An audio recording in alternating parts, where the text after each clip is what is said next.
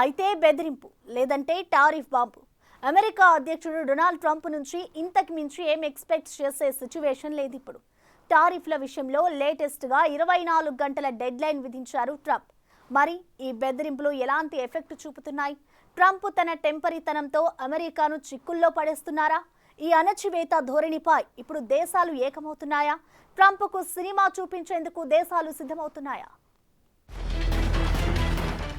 Donald Trump బెదిరింపులకు కౌంటర్లు. ట్రంప్కు తొలిసారి ఓపెన్గా కౌంటర్ ఇచ్చిన భారత్.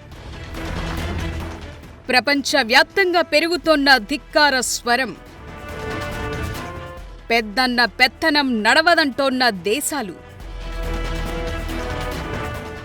డొనాల్డ్ ట్రంప్ అమెరికా అధ్యక్షుడిగా ఎన్నికైనప్పటి నుంచి ప్రపంచవ్యాప్తంగా హెడ్లైన్స్ లో నిలుస్తున్నారు. గతంలో తమ దేశ ఆర్మీని ఉపయోగించి ప్రపంచ దేశాలపై పెత్తనం చేసిన అమెరికా ట్రంప్ హయాంలో మాత్రం ఆర్థిక పరిస్థితులను ఉపయోగించుకుంటోంది. ట్రంప్ అయితే తమ దారికి రాని దేశాలపై టారిఫ్ల అస్త్రం ప్రయోగిస్తూ వస్తున్నారు. భారత్ పై ఇప్పటికే 25% టారిఫ్లను విధించారు ట్రంప్. ఇప్పుడు వాటిని మరింత పెంచుతానంటూ వార్నింగ్ ఇచ్చారు. ట్రంప్ టారిఫ్ల వార్నింగ్ కు ఓ రీజన్ చెప్తున్నారు. రష్యా నుంచి భారత్ ఇంధనం కొనుగోళ్లు చేయటం నచ్చటం లేదట. అలా చేయటం వల్ల రష్యాకు ఆర్థికంగా చేయూతనందిస్తోందట. ఇలా భారత్ ఇచ్చే డబ్బుతో రష్యా ఆయుధాలను తయారు చేసి ఉక్రెయిన్ పై యుద్ధం చేస్తోందట. ఇవి ట్రంప్ చెప్తోన్న కారణాలు. అందుకే వెంటనే రష్యా నుంచి ఇంధనం కొనుగోళ్లు ఆపాలని సూచిస్తున్నారు అనే కంటే ఆదేశిస్తున్నారు అనటం కరెక్ట్. ఇక్కడ అసలు క్వశ్చన్ ఏంటంటే, భారత్ ఏ దేశం నుంచి ఇంధనం కొనుగోలు చేయాలి, ఏ దేశంతో వాణిజ్యం చేయాలి అని చెప్పేందుకు ట్రంప్ ఎవరు? ఇప్పుడిదే ప్రశ్న తెరపైకొచ్చింది. అందుకే టారిఫ్లు విధిస్తానని ఓసారి, నేనే భారత్ పాక్ యుద్ధం ఆపానని మరోసారి, ఇలా నోటికొచ్చినట్టు మాట్లాడినా చాలా సార్లు భారత్ సహనంతోనే ఉంది. ఎప్పుడు ఎదురు చెప్పలేదు, కౌంటర్లు వేయలేదు. ఏ విషయాన్నైనా దౌత్యపరంగానే డీల్ చేసింది. కానీ ఈసారి ట్రంప్ హద్దులు దాటాడు. తన ట్రూత్ సోషల్ నే వైట్ హౌస్ అధికారిక ఛానల్ గా మార్చుకుని ఇష్టం వచ్చింది పేలుతుండటంతో భారత్ కూడా మౌన ముద్రను వీడింది. అద్దిరిపోయే కౌంటర్ ఇచ్చింది. అన్ని దేశాలతో మాకు సంబంధం ఉంది, కానీ రష్యాతో మాత్రం కాల పరీక్షకు నిలిచిన బంధం. మాకు లెక్చర్లు ఇవ్వొద్దంటూ భారత్ కౌంటర్ ఇచ్చింది. నిజానికి అమెరికా భారత్ నుంచి ఇలాంటి రెస్పాన్స్ ఎక్స్పెక్ట్ చేసి ఉండదు. భారత్ రియాక్షన్ తో ఏం చేసుకుంటారో చేసుకోండి, మేం మాత్రం కొనుగోళ్లు ఆపమని చెప్పినట్లయింది. ట్రంప్ తన నోటికి పోస్టులకు పనిపెడుతూ ఓ తప్పుడు ప్రాపగాండను ఇంప్లిమెంట్ చేస్తున్నట్టు కనిపిస్తోంది. బెదిరింపులు చేసిన తరువాతి రోజే ఇండియన్ కంపెనీలు రష్యన్ ఆయిల్ కొనుగోళ్లను ఆపేసినట్టు ఉన్నాయంటూ మరో పోస్టు పెట్టాడు. అంటే తాను చెప్తే ఇండియా విన్నది అని ప్రపంచానికి చెప్పినట్టన్నమాట. మరి దీనికి భారత్ ఇచ్చిన కౌంటర్ ఏంటంటే, ట్రంప్ వార్నింగ్ తర్వాత 2 కోట్ల బ్యారెళ్ల చమురును భారత్ దిగుమతి చేసుకుంది. దీనికంటే పెద్ద ఆన్సర్ ఇంకేముంటుంది? ప్రస్తుతం భారత్ రష్యన్ ఆయిల్ పై ఎక్కువగానే ఆధారపడిందని చెప్పాలి. ఉక్రెయిన్ యుద్ధానికి ముందు 0.2% ఉన్న దిగుమతులు ఇప్పుడు 35 నుంచి 40% చేరుకున్నాయి. దీనివల్ల ఇంధన ధరల్లో పెరుగుదల లేదు, దిగుమతులు కూడా భారం కాలేదు. దీనివల్ల భారత ఇంధన కంపెనీలకు ఆదాయం కూడా వచ్చింది. మరి అమెరికా ప్రయోజనాలను అమెరికా చూసుకుంటున్నప్పుడు భారత్ కూడా అదే విధానాన్ని ఫాలో అవుతుంటే ట్రంప్కొచ్చిన ఇబ్బందేంటి అనేది ప్రశ్న. ఇక్కడ భారత్ ఎవరిని ధిక్కరించడం లేదు, ఎక్కడా చట్టాలను ఉల్లంఘించటం లేదు. ట్రంప్కు నిజంగా రష్యా నుంచి ఇంధన కొనుగోళ్లను ఆపాలని ఉంటే యుఎన్ సెక్యూరిటీ కౌన్సిల్లో ఆంక్షలు విధించాలని ఓ రెజల్యూషన్ తీసుకురావాలి, దాన్ని ఆమోదింపచేసుకోవాలి. అప్పుడు ఆటోమేటిక్ గా ఆంక్షలొస్తాయి. కానీ ట్రంప్ అలా చేయకుండా భారత్ను కావాలని టార్గెట్ చేసుకుంటున్నట్టు కనిపిస్తోంది.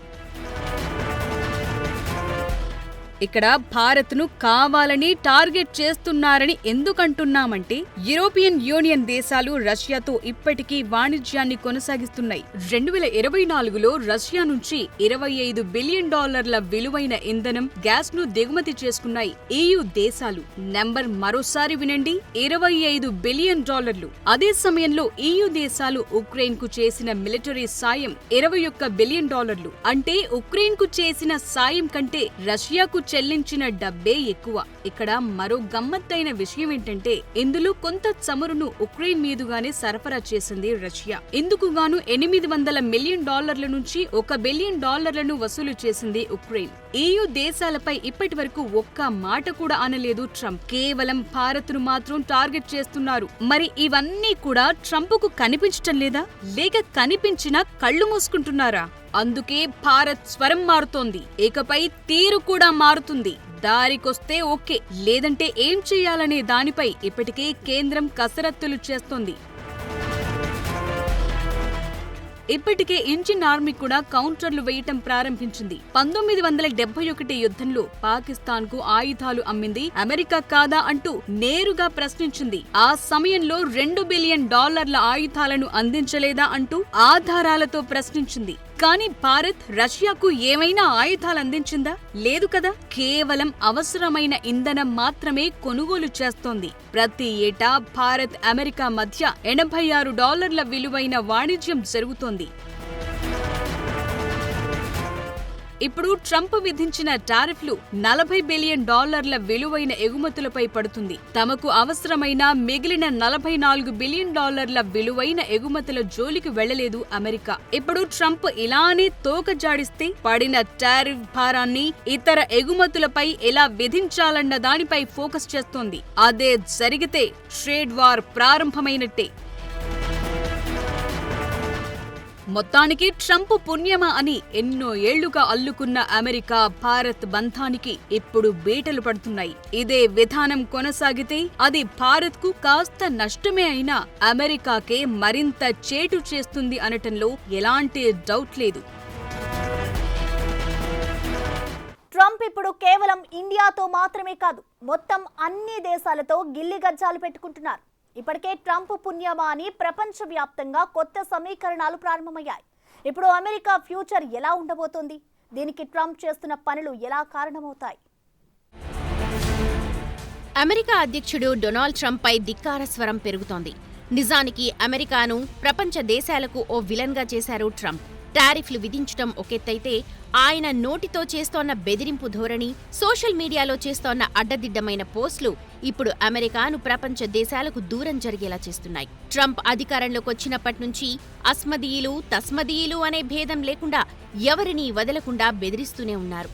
ఆయన తొందరపాటు విధానాలతో మిత్ర దేశాలను దూరం చేసుకోవడమో, అనుమానాలు పెంచేలా చేయడమో చేస్తున్నారు. కెనడా, మెక్సికో, EU దేశాలు, UK, ఆఖరికి ఉక్రెయిన్పై కూడా బహిరంగంగా వివాదాస్పద వ్యాఖ్యలు చేయడం, గిల్లిగజ్జాలు పెట్టుకోవడం ఆయనకే చెల్లింది.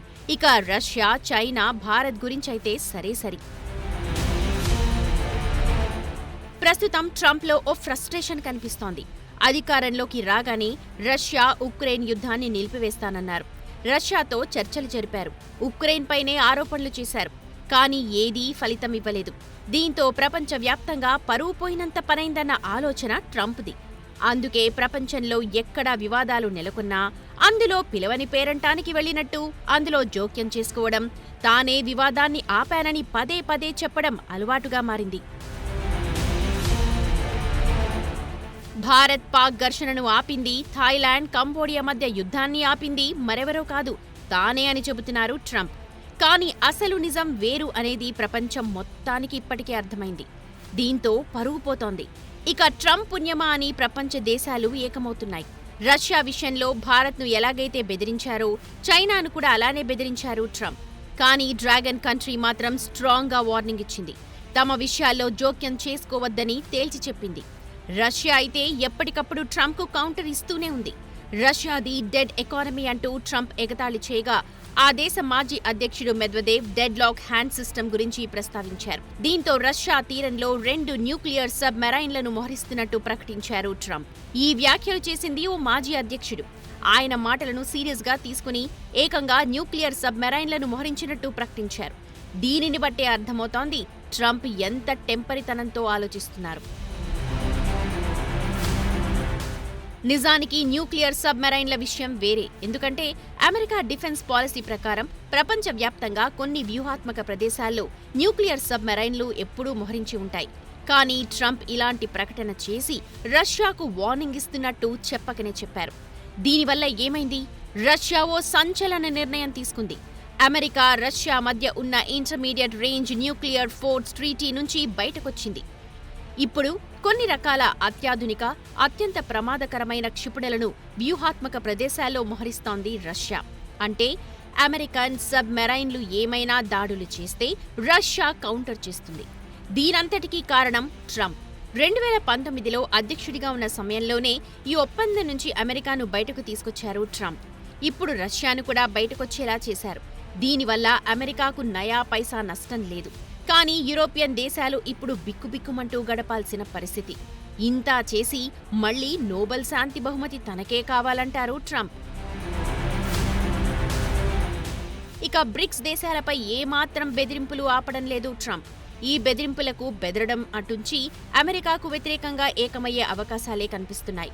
గతంలో ఇరాన్ నుంచి మనకు తక్కువ ధరకే చమురు దిగుమతి అయ్యేది. అప్పుడు చమురును రూపాయల్లో చెల్లించి దిగుమతి చేసుకునేది భారత్. కానీ ఆ దేశంపై సొంత కారణాలతో అనేక ఆంక్షలు విధించి మనల్ని చమురు దిగుమతి చేసుకోకుండా చేసింది అమెరికా. దీనివల్ల బహిరంగ మార్కెట్లో డాలర్లలో అధిక ధరకు కొనుగోలు చేశాం. ఇప్పుడు రష్యా విషయంలో కూడా అదే స్ట్రాటజీ ఫాలో అవుతుంది. కానీ ఈసారి భారత్ ఆ తప్పుని రిపీట్ చేసే ఉద్దేశంలో లేదు.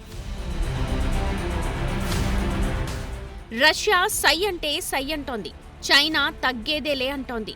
భారత్ కూడా దేనికైనా రెడీ అని చెబుతోంది. జనాభా విషయంలో చూసుకున్నా, ఆర్థిక వ్యవస్థల విషయంలో తీసుకున్నా, జీడీపీ విషయంలో తీసుకున్నా చైనా, భారత్ను ఏ దేశం పక్కన పెట్టలేని పరిస్థితి.